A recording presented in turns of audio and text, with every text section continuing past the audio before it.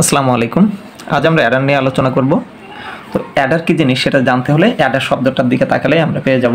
দেখো, অ্যাডারের অ্যাড শব্দের অর্থ হচ্ছে যোগ করা। তাহলে কম্পিউটারের যে সার্কিট যোগের কাজ করে সেই সার্কিটকেই অ্যাডার বলা হয়। অ্যাডারের সংজ্ঞা মাঝে মাঝে আসে, তো তোমরা খুব সহজেই এই সংজ্ঞাটা বলে দিবা যে সার্কিট যোগের কাজ সম্পাদন করে সেটাই অ্যাডার। কম্পিউটার কিন্তু যাবতীয় গাণিতিক হিসাব অর্থাৎ যোগ বিয়োগ গুণ ভাগ যা কিছু আছে সব কিছু শুধুমাত্র যোগের মাধ্যমেই করতে পারে। এটা কিভাবে করে সেই আলোচনা আমরা আমাদের যে 2s কমপ্লিমেন্ট লেকচার আছে সেখানে বলা আছে। তো তোমাদের যদি ওই লেকচারটা না দেখা থাকে তাহলে দেখে আসার অনুরোধ রইল। ওকে, তাহলে অ্যাডার কয় প্রকার সেটা আমরা জানবো। অ্যাডার হচ্ছে দুই প্রকারের। একটা হচ্ছে হাফ অ্যাডার, দুই হচ্ছে ফুল অ্যাডার। আমরা তাহলে প্রথম দেখব হাফ অ্যাডার কী জিনিস। দুই ধরনের অ্যাডারের ভিতরে হাফ অ্যাডার হচ্ছে যে ডিজিটাল সার্কিট দুটি বিট একসাথে যোগ করতে পারে তাকে হাফ অ্যাডার বলা হয়। আর ফুল অ্যাডার হচ্ছে তিনটা বাইনারি বিট যোগ করতে পারে। ওকে, এখন এই হাফ অ্যাডার তাহলে আমরা জানলাম যে এটা দুইটা বিট একসাথে যোগ করতে পারে। তো হাফ অ্যাডারের সাংকেতিক চিত্রটা কেমন সেটা আগে আমরা দেখে আসি। দেখো, হাফ অ্যাডারের সাংকেতিক চিহ্নটা এরকম। এটা তোমাদের পরীক্ষায় এরকম চিত্র দিয়ে বলে যে এটা কোন ধরনের সার্কিট, তার কার্যক্রম দেখাও। তো এর ভিতরে এভাবে লেখা থাকবে হাফ অ্যাডার, একটা অবলিক দিয়ে। এপাশে ইনপুট থাকে দুইটা হাফ অ্যাডারে, কারণ কয়টা বিট যোগ করতে পারবে? দুইটা, তাহলে ইনপুট দুই। আউটপুটও দুইটা থাকে, একটা হচ্ছে যোগফল সাম, আর একটা হচ্ছে যদি হাতে কিছু থেকে যায় তাহলে সেটাকে আমরা বলি ক্যারি।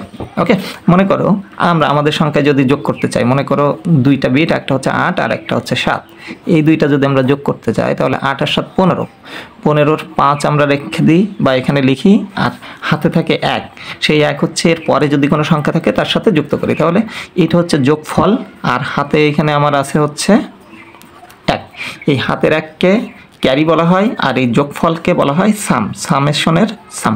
তাহলে আউটপুট দুইটা, একটা হচ্ছে সাম আর একটা ক্যারি। আর দুইটা ইনপুটকে আমরা একটা এক্স আর একটা ওয়াই দ্বারা প্রকাশ করি। এটা হচ্ছে হাফ অ্যাডারের সাংকেতিক চিহ্ন বা সাংকেতিক চিত্র, সাংকেতিক চিহ্ন।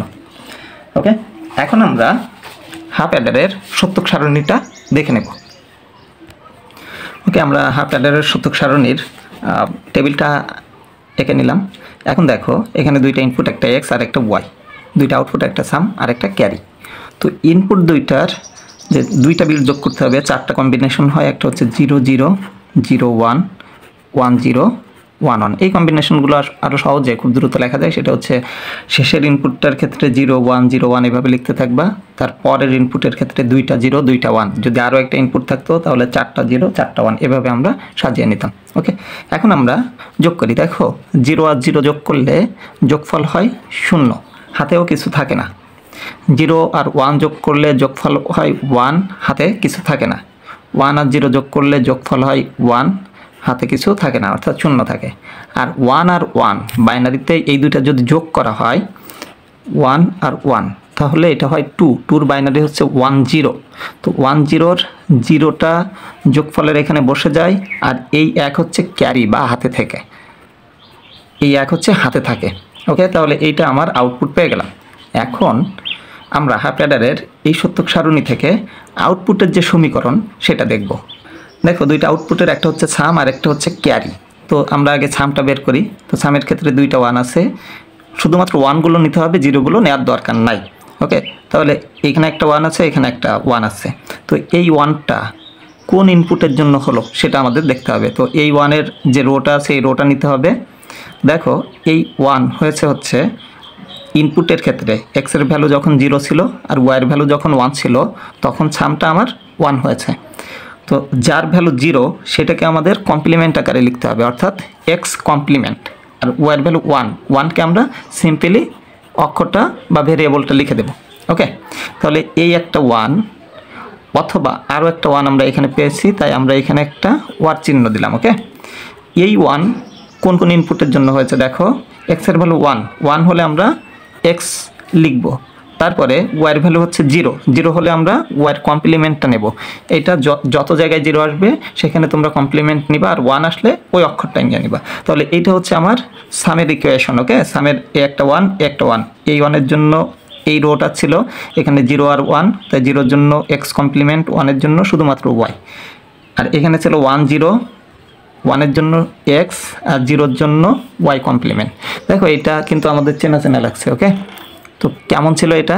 এটাকে যদি তুমি এ আর এটাকে বি ধরো তাহলে A complement B or A B complement, এটা ছিল হচ্ছে আমার A XOR B. Okay, এইটা হচ্ছে এক্স ওয়ারের সমীকরণ। তোমাদের যদি মনে না থাকে তাহলে আমাদের এক্স ওয়ারের যে ভিডিওটা আছে সেটা দেখে আসতে পারো। তাহলে আমার সামটা হবে হচ্ছে দুইটা ইনপুটের ভিতরে এক্স ওয়ার রিলেশন। ওকে, এখন আমরা ক্যারি বের করি।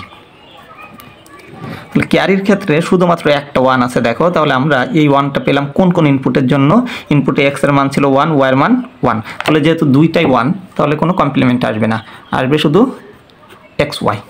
দেখো এটাও কিন্তু আমাদের একটা পরিচিত গেট, এটা কিন্তু অ্যান্ড গেট। তাহলে আমরা বলতে পারি হাফ অ্যাডারের আউটপুট সমীকরণে সামটা হয় দুইটা ইনপুটের এক্স ওয়ার গেট এবং ক্যারিটা হয় দুইটা ইনপুটের অ্যান্ড গেট। এখন আমরা এই আউটপুট সমীকরণ থেকে হাফ অ্যাডারের যে লজিক চিত্র আছে সেটা এঁকে দেখব। আমরা লজিক চিত্র আঁকানোর জন্য সামের সমীকরণটা লিখে নিলাম, ক্যারির সমীকরণটাও লিখে নিলাম। এখন দেখো আমাদের তাহলে দুইটা ইনপুট লাগবে, একটা হচ্ছে এক্স আর একটা ওয়াই। তাহলে আমরা একটা ইনপুট নিয়েছি এক্স আর একটা নিলাম ওয়াই। নিয়ে দেখো সামের ক্ষেত্রে এই দুইটাকে এক্স ওয়ার গেটে দিয়ে দিলে হবে। তাহলে এক্স আর ওয়াই এই দুইটা যাবে হচ্ছে এক্স ওয়ার গেটে।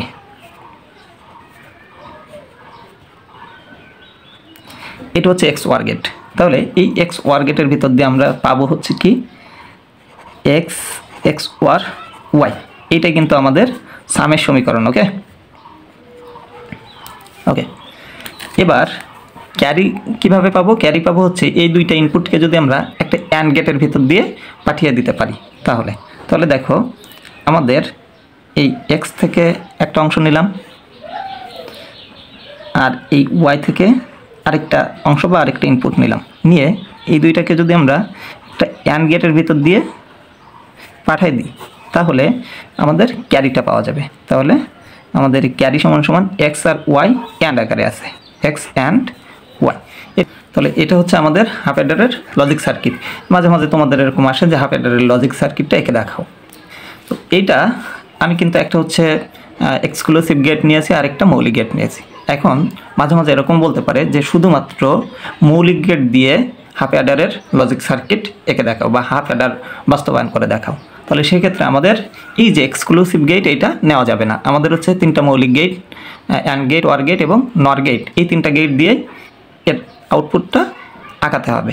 তো সেক্ষেত্রে আমাদের যে কাজ করতে হবে, আমাদের এই লাইনে আসার দরকার নাই, আমাদের এই যে এই লাইনে থাকবে এখানে দেখো কোনো যৌগিক গেট নাই।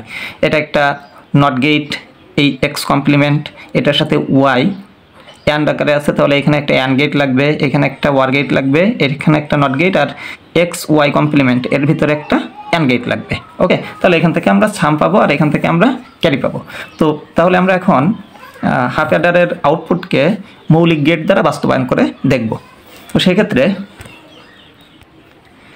সেক্ষেত্রে আমাদের দুইটা ইনপুট, একটা এক্স আর একটা ওয়াই, এইভাবে সোজা আকারে নেব কারণ আমাদের অনেকগুলো গেট লাগবে তাই, আর কম গেট হলে আমরা ওইভাবে নিয়ে থাকি। হ্যাঁ, ওকে নিলাম।